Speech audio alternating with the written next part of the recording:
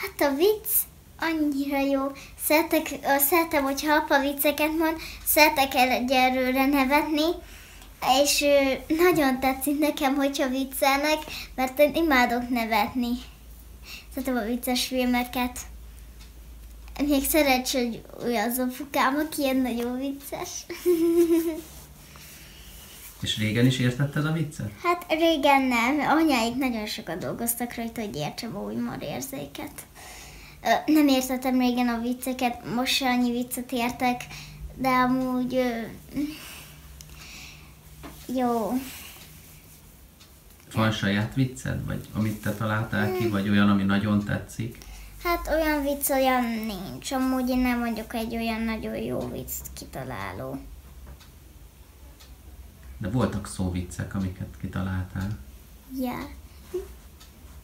Az a DiCaprio. Azt a Make-up meg a Leonardo DiCaprio-ból raktuk össze. Várja, lehány vár. Csilis-Vörösvár.